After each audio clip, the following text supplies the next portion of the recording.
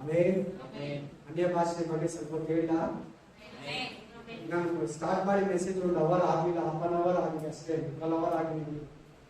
ಅನ್ಯ ಭಾಷೆ ಬಗ್ಗೆ ಸ್ವಲ್ಪ ಕೇಳ. ಜನಕ್ಕೆ ಅನ್ಯ ಭಾಷೆ ಬಗ್ಗೆ ಡೌಟ್ ಇದೆ.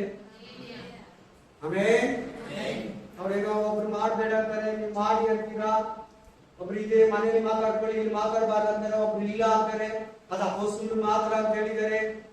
ಅದೇನದು ಶಬಾರಬಾರಬ ಅನ್ನೋದು? ಇದೇನ ಇದೇನ್ ಬ್ರದರ್, ಇದೇನ್ ಸಿಸ್ಟರ್, ಇದೇನ್ ಪಾಸ್ಟರ್?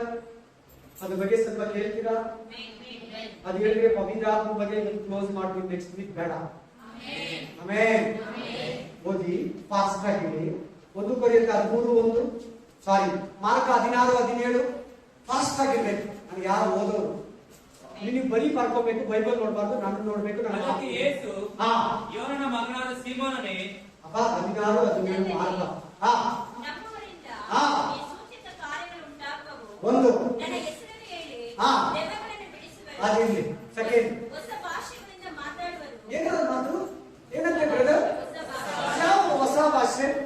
ನೀವು ಮಾತಾಡೋದು ಬಿಟ್ಟು ಹೊಸ ಭಾಷೆಗಳಿಂದ ಮಾತಾಡ್ತೀಯಂತೆ. ಯೇಸುವನ್ನ ನಂಬಿದ್ರೆ ಕೇಳಿಲ್ಲ ಇನ್ನು ಸರಿಯಾಗಿ ಕೇಳ್ತಾ ಇಲ್ಲ. ಯೇಸುವನ್ನ ನಂಬಿದ್ರೆ ನೀವು ಕರೆಕ್ಟ್ ಆಗಿ ಹೊಸ ಭಾಷೆಗಳನ್ನ ಮಾತಾಡ್ತೀಯಂತೆ. ಅಲ್ಲಿ ಪಾಸ್ಟರ್ ಅಂತ ಹಾಕಿದ್ಯಾ, ಅಲ್ಲಿ ಪ್ರಾಫಿಟ್ ಅಂತ ಹಾಕಿದ್ಯಾ, ದೀರ್ಘದರ್ಶಿ ಅಂತ ಹಾಕಿದ್ಯಾ, ಪ್ರವಾದಿ ನೇಸಿನರ ಏನ್ కదా ಹಾಕಿದ್ರೆ ನೋಡಿ. ಬ್ರಾಕೆಟ್ ಹೇಳಿ, ಏನನ್ನ ಬ್ರಾಕೆಟ್ ಅಲ್ಲಿ ಇದ್ರೆ ಬೈಬಲ್ ಅಲ್ಲಿ ಕೊಡ್ತಾ ಇದೆ ಗೊತ್ತಾನೆ. ಬ್ರಾಕೆಟ್ ಅಲ್ಲಿ ಕೊಟ್ಟಿರ್ತದೆ ಕೆಲವು ಇಂಪಾರ್ಟೆನ್ಸ್ ಇದ್ರೆ ಬ್ರಾಕೆಟ್ ಈ ತರ ಕಾಮ ಪುರುಷ ಎಲ್ಲ ಕರೆಕ್ಟ್ ಆಗಿ ಮೆನ್ಷನ್ ಮಾಡಿರ್ತದೆ. ಅಲ್ಲಿ ಎಲ್ಲಾರು ಹೇಳ್ತಾ ಇದ್ದಾರೆ. ಹೊಸ ಒಡಂಬಡಿಕೆಯಲ್ಲಿ ಎಲ್ಲಾರು ಒಂದೇ, ಪಾಸ್ಟರ್ ಒಂದೇ, ವಿಶ್ವಾಸಿಗಳು ಒಂದೇ. ಅವ್ರಿಗೆಲ್ಲ ದೊಡ್ಡ ಕೆಲಸ, ನಿಮ್ ಚಿಕ್ಕ ಕೆಲಸ. ಇನ್ನು ನಾಳೆ ಬರೋರು ನಿಮ್ಗಿಂತ ಚಿಕ್ಕವರು ಅಷ್ಟೇ. ನೀನು ಅವ್ರಿಗಿಂತ ಸ್ವಲ್ಪ ಚೆನ್ನಾಗಿ ಬೆಳೆದಿರ್ತೀಯ. ನಿಮ್ ಪಾಸ್ಟ್ ಅವ್ರಿಗಿಂತ ಸ್ವಲ್ಪ ಚೆನ್ನಾಗಿ, ಅವ್ರಿಗಿಂತ ಇನ್ನೊಂದು ಪಾಸ್ಟ್ ಇರ್ತಾರೆ. ನನ್ನನ್ನು ನಂಬುವನು ಹೊಸ ಭಾಷೆಗಳನ್ನು, ಕೊತ್ತ ಭಾಷೆ, ನ್ಯೂ ಟಂಗ್ಸ್. ಇಂಗ್ಲಿಷ್ ಅಲ್ಲಿ ಏನಂತಾರೆ, ಕನ್ನಡದಲ್ಲಿ ಏನಂತಾರೆ, ತೆಲುಗಲ್ಲಿ ಏನಂತಾರೆ, ತಮಿಳಲ್ಲಿ ಏನಂತಾರೆ, ಪರ್ಪಲ ಭಾಷೆ. Hallelujah, amen. ಇನ್ನೊಂದು ವಾಕ್ಯ ಫಾಸ್ಟ್ ಆಗಿರ್ಬೇಕು. 1 ಕೊರಿಂಥಿಯನ್ 13:1. ನಾನು 1 ಕೊರಿಂಥ 13:1. ನಾನು ಮನುಷ್ಯರ ಭಾಷೆಗಳನ್ನು ದೇವದೂತರ ಭಾಷೆಗಳನ್ನು ಆಡುವವನಾದರೂ. ಒಂದು ನಿಮಿಷ ಅಷ್ಟೇ ಸಿಕ್ಬಿಟ್ಟು. ಮನುಷ್ಯರ ಭಾಷೆ, ದೇವದೂತರ ಭಾಷೆ. ಪೌಲ ಎಂತವನಂತೆ, ಮನುಷ್ಯರ ಭಾಷೆನೂ ಮಾತಾಡ್ತಾನಂತೆ, ದೇವದೂತರ ಭಾಷೆನೂ ಮಾತಾಡ್ತಾನೆ. ದೇವದೂತರು ಯಾವ ಲೋಕಕ್ಕೆ ಸಂಬಂಧಪಟ್ಟವರು? ಪರಲೋಕಕ್ಕೆ. ಪರಲೋಕ ಭಾಷೆ ಇದೆ ಹಾಗಾದ್ರೆ. ಈಗ ಪೌಲ ಎಂತವನಾಗಿದ್ದ ಹಾಗಾದ್ರೆ? ಭೂಲೋಕದ ಭಾಷೆನೂ ಮಾತಾಡ್ತಾನೆ, ಗ್ರೀಕ್, ಇಬ್ರು, ಲ್ಯಾಟಿನು, ತೆಲುಗು, ತಮಿಳು ಮಾತಾಡ್ತಾನೆ, ಪರಲೋಕದ ಭಾಷೆನೂ ಮಾತಾಡ್ತಾನೆ. ಆಮೆನ್. ಪ್ರೀತಿ ಇರ್ಬೇಕಂತೆ. ಆದ್ರೆ ವಾಟ್ ಲವ್, ಹೋಲಿ ಸ್ಪಿರಿಟ್ ಇರ್ಲಿ, ಅನೋನ್ ಟಂಗ್ಸ್ ಇರ್ಲಿ, ಕನ್ನಡ, ತೆಲುಗು, ತಮಿಳು ಇರ್ಲಿ, ಜೊತೆ ಪ್ರೀತಿ ಇರ್ಲಿ. ನೋಡಿ ಅಲ್ಲಿ ದೇವದೂತರ ಭಾಷೆ ಯಾವುದು? ಪರಲೋಕದ ಭಾಷೆ. ದೇವದೂತರು ಎಲ್ಲಿರ್ತಾರೆ? ಪರಲೋಕದಲ್ಲಿ ಇರ್ತಾರೆ. ದೇವರ ಭಾಷೆಯನ್ನ ಮಾತಾಡ್ತಾರೆ. ಅದು ನಮ್ಗೆ ದೇವರು ಕೊಟ್ಟಿರೋ ಒಂದು ಭಾಷೆ, ನಮಗೂ ದೇವರಿಗೆ. ನಿನಗೆ ಇನ್ಯಾವುದು ಅಲ್ಲ. ಪಕ್ಕದಲ್ಲಿರೋರ್ಗೂ ಅರ್ಥ ಆಗಲ್ಲ, ಆ ಗಿಫ್ಟ್ ಇಲ್ಲಿರೋರ್ಗೂ ಅರ್ಥ ಆಗಲ್ಲ. ನೀನೇನೋ ಹುಚ್ಚಿ ತರ ಆಗ್ತೀವಿ. ಏನ್ ಭಾಷೆ ರವ ಅಂತ ಮಾಡ್ತಾರೆ ಅನ್ಕೋತಾರೆ. ನಿಮ್ಮನ್ನು ಕೆಲವು ಭಾಷೆಗಳು ಹಂಗೆ ಬೈತಾರೆ ಮೆಸೇಜ್ಗಳಲ್ಲಿ. ಅವ್ರು ನಮ್ಮಲ್ಲ ಹೋಲಿ ಸ್ಪಿರಿಟ್ ನ, ಅವ್ರು ನಮ್ಮಲ್ಲ ಅನ್ಯ ಭಾಷೆನ, ಅವ್ರು ನಮ್ಮಲ್ಲ ನ್ಯೂ ಟಂಗ್ಸ್ ನ, ಅವ್ರು ನಮ್ಮಲ್ಲ ಪರ್ಪಲ ಭಾಷೆನ. ಆಮೆನ್. 14:2 ಓದಿ. 1 ಕೊರಿಂಥ ಎಲ್ಲ 1 ಕೊರಿಂಥನೇ. ಇದು ಅಲ್ಲಿ ತಿಳಿಸ್ಬೇಡಿ ಬೈಬಲ್ ನ, ಸೇಮ್ ಚಾಪ್ಟರ್. 42 14:2. ವಾಣಿ ಅಂದ್ರೆ ಅನ್ಯ ಭಾಷೆ, ಪರ್ಪಲ ಭಾಷೆ, ಹೊಸ ಭಾಷೆ, ನ್ಯೂ ಟೆನ್ಸ್, ಅನ್ನೋನ್ ಟೆನ್ಸ್, ಕೊತ್ತ ಭಾಷೆ. ವಾಣಿಯನ್ನಾಡುವವನು ದೇವರ ಸಂಗಡ ಮಾತನಾಡುತ್ತಾನೆ. ಜೊತೆ, ಭಾಷೆ ಜೊತೆ ಎಲ್ಲ, ಪಕ್ಕದಲ್ಲಿರೋ ಜೊತೆ ಎಲ್ಲ, ದೇವರ ಜೊತೆ. ಏನಕ್ಕ ಎಲ್ಲ ಆಮೇಲೆ ನೋಡೋಣ. ನೆಕ್ಸ್ಟ್, ದೇವರ ಸಂಗಡ ಮಾತನಾಡುತ್ತಾನೆ ಹೊರತು ಮನುಷ್ಯರ ಸಂಗಡ ಆಡುವುದಿಲ್ಲ. ಸರಿ. ಅವರು ಆತ್ಮ ಪ್ರೇರಿತನಾಗಿ ರಹಸ್ಯಾರ್ಥಗಳನ್ನು. ಸಾಕ. ಅನ್ಯ ಭಾಷೆ ಏನು? ಸೀಕ್ರೆಟ್ಸ್ ಅನ್ನ ಮಾತಾಡ್ತೇವೆ. ನಿಮ್ಗೋಸ್ಕರ ಪ್ರೇಯರ್ ಮಾಡುವಾಗ ಅನ್ಯ ಭಾಷೆ, ನಿನಗೆ ಹೆಂಗ್ ಪ್ರೇ ಮಾಡ್ಬೇಕು ಗೊತ್ತಿಲ್ಲ ಅಂದ್ರೆ ನಿನ್ನ ಒಳಗಡೆ ಇರೋ ಪವಿತ್ರ ಆತ್ಮ ಅನ್ಯ ಭಾಷೆ ಮೂಲಕ ನಿನ್ ಪ್ರೇಯರ್ ಮಾಡಿ ಈಸ್ಕೊಡ್ತಾನೆ ದೇವರ. ಸರಿನಾ? ಇಲ್ಲಿ ಏನಿದೆ ಅಂದ್ರೆ ನೀನ್ ಮನುಷ್ಯನ ಜೊತೆ ಎಲ್ಲ ಮಾತಾಡೋದು ದೇವ್ರ ಜೊತೆ. ಒಂದು ಪಾಸ್ಟರ್ ಹತ್ರ ಇನ್ನೊಂದು ವಿಶ್ವಾಸದ ಪಾಸ್ಟರ್ ಬಂದ್ಬಿಟ್ಟು, ಪಾಸ್ಟರ್ ಈ ಭೂಮಿಯಲ್ಲಿರೋ ಎಲ್ಲಾ ಭಾಷೆಗೂ ಅರ್ಥ ಇದೆ, ಕನ್ನಡಕ್ಕೆ ಆಗ್ತಾ ಇದೆ, ತಮಿಳಿಗೆ ಆಗ್ತಾ ಇದೆ, ತೆಲುಗು ಆಗ್ತಾ ಇದೆ, ಮಲಯಾಳಂಗೆ ಆಗ್ತಾ ಇದೆ, ಗೋವಾ ಭಾಷೆಗೆ ಆಗ್ತಾ ಇದೆ. ನೀವೇನೋ ಶಬಾದಬ ಮಾತಾಡ್ತೀರಲ್ಲ, ಅರ್ಥ ಆಗ್ತಾ ಇದೆ. ಈ ವಾಕ್ಯ ಏನು ಓದಂತೆ, ಆ ವಾಕ್ಯ ಓದದ್ನಂತೆ. ನೀನ್ ಮನುಷ್ಯ ತಾನೆ, ಹೆಂಗ್ ಕಾಣಿಸ್ತೀನಿ ನಿನ್ಗೆ, ನಾಯಿ ತರ ಕಾಣಿಸ್ತೀನಿ ಅಂತ. ಮನುಷ್ಯನಿಂದ ಅರ್ಥ ಆಗಲ್ಲ. ಹೋಗು, ಇವರೇ ಮನುಷ್ಯ, ಮಾನವನು, ನಿನ್ಗೆ ಅರ್ಥ ಆಗಲ್ಲ. ಅನ್ಯ ಭಾಷೆ ಮನುಷ್ಯನಿಗೆ ಅರ್ಥ ಆಗಲ್ಲ. ಅದು ದೇವರಿಗೆ ನಿಮಗೆ ಕೊಟ್ಟಿರೋ ಒಂದು ಸೀಕ್ರೆಟ್ ಲ್ಯಾಂಗ್ವೇಜ್. ಸೈತಾನ್ ಕೂಡ ಅರ್ಥ ಆಗಲ್ಲ. ಯಾಕೆ? ಅದನ್ನ ನೋಡಿ ಫಸ್ಟ್. ಯಾಕೆ ಅರ್ಥ ಆಗಲ್ಲ? ಸೈತಾನ್ಗೂ ಅರ್ಥ ಆಗಲ್ಲ. ಕನ್ನಡ ಅರ್ಥ ಆಗುತ್ತೆ, ತಮಿಳು ಅರ್ಥ ಆಗುತ್ತೆ, ಮಲಯಾಳಂ ಅರ್ಥ ಆಗುತ್ತೆ, ಉರ್ದು ಅರ್ಥ ಆಗುತ್ತೆ, ಗ್ರೀಕ್ ಅರ್ಥ ಆಗುತ್ತೆ, ಲ್ಯಾಟಿನ್ ಅರ್ಥ ಆಗುತ್ತೆ. ಈ ಅನ್ಯ ಭಾಷೆ ಅರ್ಥ ಆಗುತ್ತೆ. ಡೂಪ್ಲಿಕೇಟ್ ಅನ್ಯ ಭಾಷೆ ಮಾತಾಡ್ತಾರೆ ತಿರ್ಗಾ. Hallelujah, hallelujah, amen, hallelujah. ಈ ಭಾಷೆ ಮನುಷ್ಯರಿಗೆ ಅರ್ಥ ಆಗಲ್ಲ. ಅವ್ರಿಗೆ ಯಾಕೆ ಟೆನ್ಷನ್? ಇನ್ನ ಅರ್ಥ ಆಗ್ತಿರೋ ಭಾಷೆ ಅಂತ ಹೇಳ್ಬೇಕಾದ್ರೆ ತೆಲುಗಲ್ಲಿ ನೋಡಿ, ಮನುಷ್ಯಲೇವರು ಗ್ರಹಿಂಪಲೇರು ಅಂತಿದೆ. ತೆಲುಗಲ್ಲಿ ಚೆನ್ನಾಗಿದೆ. ತೆಲುಗಲ್ಲಿ ಏನ್ ಬಂದಿದೆ? ಮನುಷ್ಯಲೇವರು ಗ್ರಹಿಂಪಲೇರು. ಇನ್ನೇನು ಟೆನ್ಷನ್ ನಮ್ಗೆ? ಮನುಷ್ಯರಿಗೆ ಅರ್ಥ ಆಗಲ್ಲ, ಬಿಟ್ಬಿಡು. ಅವ್ರು ನಿನಗೆ ಇಷ್ಟ ಅಲ್ವಾ, ಹೋಗು ಪಿಸಾಚಿ ಹಿಂದ್ಗಡೆ ನರಕಕ್ಕೆ ಹೋಗು. ಆಮೇಲೆ ಆತ್ಮ ಸೆಲೆಕ್ಟ್ ಆಗಿರ್ತದೆ. ನೀನ್ ಕನ್ನಡದಲ್ಲೇ ಬರೀ ಪ್ರೇ ಮಾಡ್ತಾ ಇದ್ದೆ 4 ವರ್ಷದಿಂದ, 10 ವರ್ಷದಿಂದ ಬರೀ ಕನ್ನಡದಲ್ಲೇ ಮಾಡ್ತಾ ಇದೀಯ, 6 ವರ್ಷದಿಂದ ಬರೀ ಕನ್ನಡದಲ್ಲೇ ಮಾಡ್ತಾ ಇದೀಯ, 3 ವರ್ಷದಿಂದ ಬರೀ ತಮಿಳಲ್ಲೇ ಮಾಡ್ತಾ ಇದೀಯ. ಆತ್ಮ ಸುಮ್ಮನೆ ಇದೆ ಅಂತ ಅರ್ಥ. ನಿನ್ನ ಆತ್ಮ ಸೈಲೆಂಟ್. ನಿನ್ನ ಆತ್ಮ ದೇವರನ್ನ ಸ್ತುತಿಸ್ತಾ ಇಲ್ಲ. ನೀನ್ ಅನ್ಯ ಭಾಷೆಯಲ್ಲಿ ಪ್ರೇ ಮಾಡಿಲ್ಲ ಅಂದ್ರೆ ನಿನ್ನ ಆತ್ಮ ಸೈಲೆಂಟ್ ಆಗಿದೆ. ಬರೀ ಕನ್ನಡದಲ್ಲೇ ಮಾಡ್ತೀಯಾ, ಬರೀ ತಮಿಳಲ್ಲೇ ಮಾಡ್ತೀಯಾ, ಬರೀ ತೆಲುಗಲ್ಲೇ ಮಾಡ್ತೀಯಾ. ನಿನ್ನ ಆತ್ಮ ಸೈಲೆಂಟ್ ಆಗಿದೆ, ನಿನ್ ಬುದ್ಧಿ ಮಾತ್ರ ಆರಾಧಿಸ್ತಾ ಇದೆ. ಇನ್ನೊಂದು ವಾಕ್ಯ ನೋಡೋಣ. 14:5, 14:5. ನೀವೆಲ್ಲರೂ ವಾಣಿಗಳನ್ನು ಆಡಬೇಕೆಂದು ನೋಡ್ರಾ ಹೇಳ್ತಾ ಇದೆಯಲ್ಲ ಬೈಬಲ್. ನೀವೆಲ್ಲ ವಾಣಿಗಳನ್ನು ಆಡಿ, ನೀವೆಲ್ಲ ಅನಂತ ಮಾತಾಡಿ, ನೀವೆಲ್ಲ ನ್ಯೂ ಟೆಕ್ಸ್ಟ್ ಮಾತಾಡಿ, ನೀವೆಲ್ಲ ಹೊಸ ಕೊತ್ತ ಭಾಷೆ ಮಾತಾಡಿಲ್ಲ. ಯಾಕೆ? ಬೈಬಲ್ ಇದೆಯಾ ಇಲ್ಲ ನಿನ್ನ ಹತ್ರ? ಓದ್ತೀಯಾ ಇಲ್ವಾ? ಯಾಕೆ ಬರೀ ಕನ್ನಡದಲ್ಲಿ ಮಾಡ್ತೀಯ? ನೋಡಲಿ, ನೀವೆಲ್ಲ ವಾಣಿಗಳನ್ನ ಆಡ್ತಾ ಇದ್ದೀರಾ. ನೀವು ನೋಡಿ, ನೀವು ಆಡ್ತೀರಾ ಬಂತು. ನೀವೆಲ್ಲ ವಾಣಿಗಳನ್ನ ಆಡಬೇಕೆಂದು ಆ ಬೇಸಿಸಿದರು ಪ್ರವಾದನೆ ಹೇಳೋದಾಗಬೇಕು. ನನಗೆ ಮುಖ್ಯ ಅಂತ ಹೇಳ್ತಾ ಇದ್ದಾರೆ. ಅದು ಬೇಕು, ಇದು ಬೇಕು. ನೀವು ಅದೇ ಭಾಷೆಯಲ್ಲಿ ಪ್ರೇ ಮಾಡಿ ಅಂದ್ರೆ ನೀವು ಪ್ರವಾದನೆ ಹೇಳಕ್ಕಾಗಲ್ಲ. ನಿನ್ನ ಭಕ್ತಿ ವೃದ್ಧಿ ಮಾಡೋದೇ ಅನ್ಯ ಭಾಷೆ. ಅನ್ಯ ಭಾಷೆ ನಿನ್ನ ಭಕ್ತಿಯನ್ನ ಡೆವಲಪ್ ಮಾಡ್ತಾ ಇದ್ದಂತೆ. ಜಾಸ್ತಿ ಹೊತ್ತು ಪ್ರೇಯರ್ ಮಾಡಕ, ಜಾಸ್ತಿ ಹೊತ್ತು ಬೈಬಲ್ ಓದಕ, ದೇವರಲ್ಲೇ ಕರೆಕ್ಟ್ ಆಗಿರೋಕ, ಸೇವೆ ಮಾಡೋದಿಕ್ಕೆ ಎಂಕರೇಜ್ ಮಾಡ್ತಾ ಇದ್ದಂತೆ. ಈಗ ನನಗೂ ಅಪ್ಪೆ ಆಗ್ತಾ ಇರೋದು ಆಯಾಮ. ಅದಕ್ಕೆ ಅಪ್ಪ ಹೇಳ್ತಾ ಇರೋದು ನಾನು ಕೂಡ. ಹಲ್ಲೆಲೂಯಾ. ನೆಕ್ಸ್ಟ್ ವಾಕ್ಯ 14:13. ಆದುದರಿಂದ ವಾಣಿಯನ್ನು ಆಡುವವನು ತನಗೆ ಅದರ ಅರ್ಥವನ್ನು ಹೇಳುವ ಶಕ್ತಿಯು ಉಂಟಾಗಬೇಕೆಂದು ದೇವರನ್ನು ಪ್ರಾರ್ಥಿಸಲಿ. ಮಾತಾಡ್ಬೋದಾ? ಅನ್ಯ ಭಾಷೆ ಹೇಳಿ ನೀವು ಮಾತಾಡ್ಬೋದು. ನಿನಗೆ ಬೇಕಾದ್ರೆ ಅರ್ಥ ಬೇಕಂದ್ರೆ ಕೇಳು ದೇವರ. ದಾನಿಯಲ್ಲಿ ಕೊಟ್ಟಿದ್ದಾರಲ್ಲ, ದಾನಿಯಲ್ಲಿಗೆ ಒಂದು ಬರಹ ಬರ್ತಿತ್ತು. ಅದೇನಂತ ಕರೆದ್ರೆ ಜೋಯಿಸ್ನೆಲ್ಲ ಕರೆದ್ರು. ಒಂದು ಮನುಷ್ಯ ಬಂದು ಒಂದು ಕೈ ಬರಹ ಬರ್ಬಿಡ್ತು. ಬಾಬೆಲ್ ಅರಸನಾದಂತ ನೆಬೂಕದ್ನೆಚ್ಚರನ ಮಗ ದೇವರ ವಸ್ತುಗಳು ತಗೊಂಡು ಆ ಗ್ಲಾಸ್ ಅಲ್ಲಿ ಡ್ರಿಂಕ್ಸ್ ಕುಡಿದು ಬಿಟ್ಟ. ಕುಡಿದ ತಕ್ಷಣ ಅವನ ಮೇಲೆ ನ್ಯಾಯ ತೀರ್ಪು ಬಂತು. ಅವನ ಆ ರಾತ್ರಿನೇ ಸತ್ತೋದ. ಅದಕ್ಕಿಂತ ಮುಂಚೆ ಒಂದು ಬರಹ ಬರೀತು, ಕಪ್ಪಗೆ ಬಂದು. ಅದು ಜೋಯಿಸ್ನೆಲ್ಲ ಕರೆದ್ರು. ಪ್ರಪಂಚದಲ್ಲಿ ಎಷ್ಟು ಭಾಷೆಗಳಿದೆಯೋ ಅಷ್ಟು ಭಾಷೆಯ ವಿದ್ವಾಂಸಕರನ್ನ, ಆಮೇಲೆ ಪ್ರಿನ್ಸಿಪಾಲ್ಗಳನ್ನ, ಒಳ್ಳೆ ಪಂಡಿತನ ಕರೆದು ಕೇಳಿದ್ರು. ಅದು ಭೂಲೋಕದ ಭಾಷೆನೇ ಅಲ್ಲ ಅಂದ್ಬಿಟ್ಟು. ಏನಂದ್ಬಿಟ್ಟು ಅವರೆಲ್ಲ, ಇದು ಭೂಮಿಗೆ ಸಂಬಂಧಪಟ್ಟಿರೋ ಭಾಷೆ ಅಲ್ಲ, ಇದು ಯಾರು ಹೇಳಕ್ ಆಗಲ್ಲ ಮನುಷ್ಯರಲ್ಲಿ ಅಂದ್ಬಿಟ್ಟು. ನೀವು ಹೋಗ್ಬಿಟ್ಟು ದಾನಿಯೇಲ 5ನೇ ಅಧ್ಯಾಯದಲ್ಲಿ 4ನೇ ಅಧ್ಯಾಯದಲ್ಲಿ ಓದ್ಕೋಬೇಕು ಮನೆಯಲ್ಲಿ.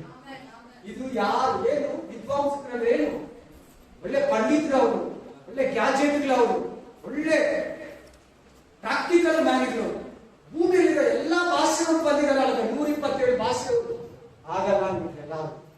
ದಾನಿಯೇಲ ಹೆಂಗೆ ದಾನಿಯೇಲಲ್ಲಿ ವರ ಇತ್ತು, ಅದು ಪರಲೋಕದ ಭಾಷೆ.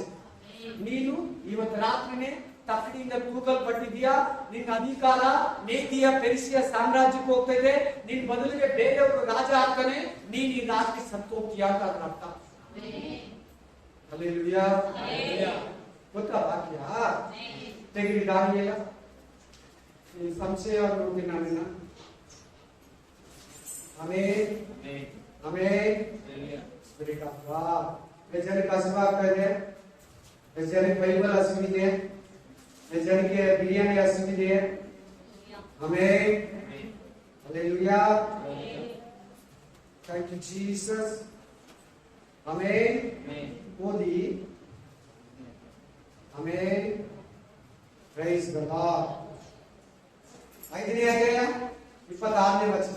ಮೇನೆ 24ನೇ ವಚನ. ಈಗಿರಲು ಆ ಹಸ್ತವು ದೇವರ ಸನ್ನಿಧಿಗೆ ಬಂದು ಈ ಬರಹವನ್ನು ಬರೆಯಿತು.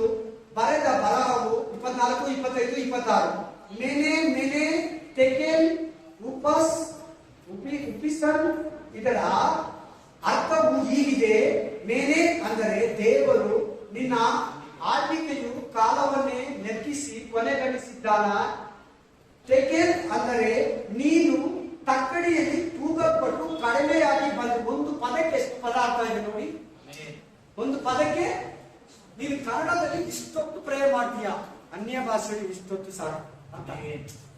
ನಿಮ್ಗೆ ಅರ್ಥ ಆಗಲಿ ಮಾತು. ಮೇನೆ ಅಂದ್ರೆ ಎಷ್ಟು ಅರ್ಥ ಹೇಳ್ತಾ ನೋಡಿ, ತೆಕೇಲ್ ಅಂದ್ರೆ ಎಷ್ಟು ಅರ್ಥ ಹೇಳ್ತಾ ಇದೆ ನೋಡಿ, ಪೆರೇಸ್ ಅಂದ್ರೆ ಎಷ್ಟು ಅರ್ಥ ಹೇಳ್ತಾ ಇದೆ ನೋಡಿ. ಇಷ್ಟಕ್ಕೆ ಇಷ್ಟು ಕನ್ನಡದಲ್ಲಿ ಮಾಡ್ತೀಯ, ಅನ್ಯ ಭಾಷೆ ಇಷ್ಟಲ್ಲೇ ಮಾಡಾಕ್ತ. ಅರ್ಥ ಆಗಿಲ್ಲ ನಿಮ್ಗೆ? ಈ ಕನ್ನಡದಲ್ಲಿ ಇಷ್ಟು ಲಾಂಗ್ ಮಾಡ್ತೀಯ, ಅನ್ಯ ಭಾಷೆ ಇಷ್ಟು ಶಾರ್ಟ್ ಆಗಿರ್ತದೆ, ಅಷ್ಟು ಪ್ರೇಯರ್ ಇಷ್ಟು ಶಾರ್ಟ್ ಆಗಿರ್ತದೆ. ಮೆನೆ ಅನ್ನೋದಕ್ಕೆ ಎಷ್ಟು ಅರ್ಥ ಇದೆ? ಮೆನೆ ಅಂದರೆ ದೇವರು ನಿನ್ನ ಆಳ್ವಿಕೆಯ ಕಾಲವನ್ನ ಲೆಕ್ಕಿಸಿ. ತೆಕೇಲ್ ಅಂದರೆ ನೀನು ತಕ್ಕಡಿಯಲ್ಲಿ ತೂಗಲ್ಪಟ್ಟು ಕಡಿಮೆಯಾಗಿ ಕಂಡು ಬಂದಿದ್ದಿ. ಪೆರೇಸ್ ಅಂದರೆ ನಿನ್ನ ರಾಜ್ಯವು ಭಿನ್ನವಾಗಿ ಮೇದಿಯರಿಗೂ ಪಾರಸಿಯರಿಗೂ ಒಳಪಟ್ಟಿದೆ. ಮೂರೇ ಪದ ಅರ್ಥ ಎಷ್ಟು ಇದೆ ನೋಡಿ. ಇದೇ ಅನ್ಯ ಭಾಷೆ, ಇದೇ ನಿನ್ನ ಪರ್ಬಲ ಭಾಷೆ, ಇದೇ ಅಲೋನ್ ಟನ್ಸ್, ಇದೇ ನ್ಯೂ ಟನ್ಸ್. ಈ ವಾಕ್ಯಗಳೆಲ್ಲ ನೋಡಲ್ಲ, ಅನ್ಯ ಭಾಷೆ ಇಲ್ಲ, ಅನ್ಯ ಭಾಷೆ ವರ ಇಲ್ಲ, ಪವಿತ್ರಾತ್ಮ ವರ ಇಲ್ಲ, ಅದ್ಭುತ ಕಾರ್ಯಗಳಿಲ್ಲ, ಮಾತ್ ಕಾರ್ಯಗಳಿಲ್ಲ, ಸೂಚಕ ಕಾರ್ಯಗಳಿಲ್ಲ, ಹೀಲಿಂಗ್ ಗಿಫ್ಟ್ ಇಲ್ಲ ಅಂತಾರೆ. ನೋಡಲ್ಲಿ ಬೇಕಾದ್ರೆ ನೋಡಿ 21ನೇ ವಚನ ನೋಡಿ. ಅವನು ನರಜಾತಿಯವರೊಳಗಿಂದ ನೂಕಲ್ಪಟ್ಟನು. ಅವನ ಬುದ್ಧಿ ಮೃಗ ಬುದ್ಧಿ ಅಂತ ಆಯಿತು. ಕಾಡು ಕತ್ತೆಯೊಳಗಿಂದ ವಾಸಿಸಿದನು. ಪರಾತ್ಮನಾದ ದೇವರು ಮನುಷ್ಯನ ರಾಜ್ಯದಲ್ಲಿ ರಾಜನಾಗಿ ಅದರ ಮೇಲೆ ತನಗೆ ಬೇಕಾದವರನ್ನು ನೇಮಿಸುತ್ತಾನೆ ಎಂಬುದು ಅವನಿಗೆ ತಿಳಿಯ ಬರುವ ತನಕ ದನಗಳಂತೆ ಹುಲ್ಲು ಮೇಯುವುದೇ ಅವನ ಗತಿಯಾಯಿತು. ಆಕಾಶದ ಇಬ್ಬನಿಯು ಅವನ ಮೈಯನ್ನು ತೋರಿಸುತ್ತಿತ್ತು. ಹಲ್ಲೆಲೂಯಾ. ಆಮೆನ್. Praise the Lord. 8ನೇ ವಚನ ನೋಡಿ, 5, 8 ಓದಿ. ಆಸ್ಥಾನ ವಿದ್ವಾಂಸರೆಲ್ಲರೂ ಬಂದು ನೋಡಿದರು. ಆದರೆ ಆ ಬರಹವನ್ನು ಓದುವುದಕ್ಕೂ ಅದರ ಅರ್ಥವನ್ನು ರಾಜನಿಗೆ ತಿಳಿಸುವುದಕ್ಕೂ ಅವರಲ್ಲಿ ಯಾರಿಂದಲೂ ಆಗಲಿಲ್ಲ. ಆಗ ರಾಜನಾದ ಬೆಲ್ಶಚ್ಚರನು ಬಹಳ ಕಳವಳಗೊಂಡು ಕಳೆಗುಂದಿದನು. ಅವನ ಮುಖವು ಬೆಪ್ಪಾದರು. ರಾಜನು ಮತ್ತು ಮುಖಂಡರು ಆಡಿದ ಮಾತುಗಳು. ರಾಣಿ ಕೇಳಿದ್ದು, ರಾಣಿ ಇನ್ನೊಬ್ಬನಿದ್ದಾನೆ ನಿಮ್ಮ ಅಪ್ಪ ಕಾಲದಲ್ಲಿದ್ದ ದಾನಿಯೇಲ ಅವನ ಹೆಸರು. ಅವನು ಹೇಳ್ತಾನೆ, ಅವನ ಹತ್ರ ಆ ಬರಗಳಿದೆ. ಅನ್ಯ ಭಾಷೆಗೆ ಅರ್ಥ ಹೇಳೋ ವಿಶ್ವಾಸಗಳು ಬೋಧಕರು ಇದ್ದಾರೆ, ಭೂಮಿಯಲ್ಲಿ ಇದ್ದಾರೆ. Praise the lord. ನೋಡಿ, ದಾನಿಯೇಲ ಹೇಳ್ತಾರೆ, ವಿದ್ವಾಂಸಕರು ಏನಂದ್ರು? ವಿದ್ವಾಂಸಕರಲ್ಲಿ ಏನು ಹೇಳಿದೆ ಸಿಸ್ಟರ್ ಇಂಗ್ಲಿಷಲ್ಲಿ? ಇಂಗ್ಲಿಷ್ ಏನು ಮುಂದೆ ಬಳಕೆ ಕಾಲೇಜ್ ಲೆಕ್ಚರರ್ ರಾಯಲ್ ಅಡ್ವೈಸರ್ ಅಂದ್ರೆ ಸುಮ್ಮನೆನಾ? ಸರಿಸ್ಬಿಡ್ತಾರೆ ಚೆನ್ನಾಗಿ, ಒಂದೊಂದು ಪದ ಪದ ನಿಲ್ಲಿಸ್ಬಿಡ್ತಾರೆ. ಬಟ್ ಅವ್ರು ಏನಂತ ಇದ್ದಾರೆ, ಐ ಡೋಂಟ್ ನೋ. ಇಲ್ಲಿ ಮನುಷ್ಯರು ಯಾರು ಹೇಳಕ್ಕಾಗಲ್ಲ. ಸಾರಿ, ಎಲ್ಲಾರು ಕೈ ಬಿಟ್ಬಿಟ್ರು, ಎಲ್ಲಾರು ಕಳಿಸ್ಬಿಡ್ತಾರೆ ಭೂಮಿಯಲ್ಲಿ ಎಲ್ಲೆಲ್ಲಿ ಇದ್ದಾರೋ. ಬಟ್ ದಾನಿಯೆಲ್ಲ ಹೇಳ್ತಾ ಇದ್ದೇನಲ್ಲ, ನೀವೇ ಇವಾಗ ಅನ್ಯ ಭಾಷೆ ಮಾತಾಡ್ಬೇಕಾ ಮಾತಾಡಬಾರ? ಎಷ್ಟು ಜನಕ್ಕೆ ಸಂಶಯ ಇದೆ ಇಷ್ಟು ದಿನ? ಇವತ್ತು ತೆಗೆದಾಕಿ ನಿಮ್ಮ ಆತ್ಮನ ದೇವರ ಆತ್ಮನಿಗೆ ಒಪ್ಪಿಸಿ, ದೇವರಿಗೆ ಒಪ್ಪಿಸಿ. ದಯವಿಟ್ಟು ಇನ್ನೂ ಇದ್ರ ಬಗ್ಗೆ ಎಲ್ಲ ಜಾಸ್ತಿ ಇದೆ, ಬಟ್ ಟೈಮ್ ಆಗ್ತಾ ಇದೆ. ಆಮೇಲೆ 14ನೇ ವಚನ ಓದಿ, 14 ಫಸ್ಟ್ ಕೊರಿಂಥಿಯನ್ 14 ಓದಮ್ಮ. ಯಾಕಂದರೆ ನಾನು ವಾಣಿನಾಡುತ್ತಾ ದೇವರನ್ನು ಪ್ರಾರ್ಥಿಸಿದರೆ ನನ್ನ ಆತ್ಮ ಪ್ರಾರ್ಥಿಸುವುದೇ ಹೊರತು. ಅನ್ಯ ಭಾಷೆ ಪ್ರೇ ಮಾಡಿದ್ರೆ ಯಾರು ಸ್ತುತಿಸಿದಂಗ ಆಗುತ್ತೆ? ನಮ್ಮ ಆತ್ಮ. ನಮ್ಮ ಶರೀರ ಬರೀ ಅನ್ಯ ಭಾಷೆ ಪ್ರೇ ಮಾಡಿದ್ರೆ ಸಾಕಲ್ಲ, ಬುದ್ಧಿಯಿಂದ ಕೂಡ ಮಾಡ್ಬೇಕು. ಬುದ್ಧಿ ಅಂದ್ರೆ ಕನ್ನಡ, ಅನ್ಯ ಭಾಷೆ ಅಂದ್ರೆ ಆತ್ಮ. ಎಷ್ಟು ಜನ ಆತ್ಮದಿಂದ ಸ್ತುತಿಸ್ತಾ ಇದ್ರು ಇಷ್ಟು ದಿನ? ಓಕೆ, ಇಲ್ಲಾಂದ್ರೆ ಇವತ್ತಿಂದ ಆತ್ಮದಿಂದ ಸ್ತುತಿಗೆ ಸ್ಟಾರ್ಟ್ ಮಾಡಿ. ಅದೇ ಅನ್ಯ ಭಾಷೆ, ಅದೇ ಅನೌನ್ಸ್, ಅದೇ ಗೊತ್ತ ಭಾಷೆ. ನಿನ್ ಬುದ್ಧಿ ನಿಷ್ಫಲವಾಗಿರುತ್ತದೆ. ಆಮೇಲೆ 15ನೇ ವಚನ, ನಾನು ಆತ್ಮದಿಂದ ಪ್ರಾರ್ಥಿಸುವೆನು, ಬುದ್ಧಿಯಿಂದಲೂ ಪ್ರಾರ್ಥಿಸುವಂತೆ. ಆತ್ಮದಿಂದಲೂ ಪ್ರೇಮ್ ಮಾಡ್ತಾ ಇದ್ದಂತೆ, ಬುದ್ಧಿಯಿಂದಲೂ ಕನ್ನಡದಲ್ಲಿ ಪ್ರೇಮ್ ಮಾಡ್ತಾ ಇದ್ದಂತೆ. ಕನ್ನಡದಲ್ಲಿ ಪ್ರೇಮ್ ಮಾಡ್ತಾ ಇದ್ದ, ಅನ್ಯ ಭಾಷೆಯಲ್ಲಿ ಪ್ರೇಮ್ ಮಾಡ್ತಾ ಇದ್ದ. ತಮಿಳಲ್ಲಿ ಪ್ರೇಮ್ ಮಾಡ್ತಾ ಇದ್ದ, ಅನ್ಯ ಭಾಷೆಯಲ್ಲಿ ಪ್ರೇಮ್ ಮಾಡ್ತಾ ಇದ್ದ. 14-15 ಓದಿ, 14-18. ನಾನು ನಿಮ್ಮೆಲ್ಲರಿಗಿಂತಲೂ ಹೆಚ್ಚಾಗಿ ವಾಣಿಗಳನ್ನು ಆಡುತ್ತೇನೆ. ಏನಂತೆ ಎಲ್ಲರಿಗಿಂತ ಜಾಸ್ತಿ ಅನ್ಯ ಭಾಷೆಯಲ್ಲಿ ಪ್ರೇಮ್ ಮಾಡ್ತೀನಿ. ಅನೌನ್ಸ್ ಅಲ್ಲಿ ಕುತ್ಕೊಂಡು ಜಾಸ್ತಿ ಒಂದು ದೇವರ ಮಾತಾಡ್ತೀನಿ. ಬೆಳಿಗ್ಗೆ ಎದ್ದು ಕುತ್ಕೊಳ್ಳಿ, ಒಂದು ಅರ್ಧ ಗಂಟೆ ಅನ್ಯ ಭಾಷೆಯಲ್ಲಿ ಮಾತಾಡಿ, ಇನ್ನೊಂದು ಅರ್ಧ ಗಂಟೆ ಕನ್ನಡದಲ್ಲಿ ಮಾತಾಡಿ, ಒಂದು ಕಾಲ್ ಅವರ್ ಅನ್ಯ ಭಾಷೆಯಲ್ಲಿ ಪ್ರೇ ಮಾಡಿ, ಒಂದು ಕಾಲ್ ಅವರ್ ಕನ್ನಡದಲ್ಲಿ ಮಾಡಿ. ಫಸ್ಟ್ ಹೆಂಗಿರ್ತೀಯ ಗೊತ್ತಾ? ಹೆಂಗಿರ್ತದೆ ಗೊತ್ತಾ? ನಿನ್ನ ಆತ್ಮಿಕತೆ ಬ್ರೈಟ್ನೆಸ್ ಶಾರ್ಪ್ ಆಗಿರ್ತೀವಿ. ಕಾಲ್ ಅವರ್ ನಾನು ಅನ್ಯ ಭಾಷೆಯಲ್ಲೇ ಸ್ತುತಿಸಿ, ಇನ್ನು ಕಾಲ್ ಅವರ್ ಕನ್ನಡದಲ್ಲಿ ಮಾಡು. ಅರ್ಧ ಗಂಟೆ ಪ್ರಯತ್ನ ಆಫ್ ಮಾಡು.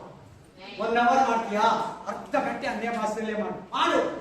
ನೀನ್ ಮಾಡಿ, ಏನಾಗಲ್ಲ, ಅದೇನ್ ಪಾಪ ಇಲ್ಲ. ಇಷ್ಟು ಡೀಟೇಲ್ ಆಗಿ ಕೊಡ್ತಾ ಇದ್ದೀನಿ. ಅದು ಬಿಟ್ಟು ನಿನ್ಗೆ ಸಪರೇಟ್ ಆಗಿ ಬೇಕಂದ್ರೆ ಬಾ, ಇಲ್ಲ ಕರಿ, ನಾಳೆ ಬರ್ತೀನಿ. ನೀನು ಆತ್ಮದಲ್ಲಿ ಸ್ತುತಿಸ್ಬೇಕು. ನನ್ನ ಅಷ್ಟೇ, ನನ್ನ ಮೂಲಕ ಪವಿತ್ರ ಆತ್ಮ ನೀನು ಹಂಗೆ ಕೇಳ್ತಾರೆ.